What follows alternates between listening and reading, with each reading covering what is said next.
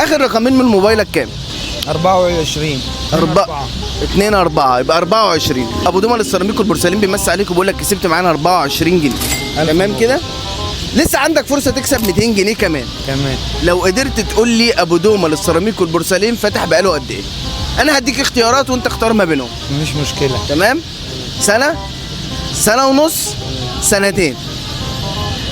بسنه ونص. سنه ونص صح.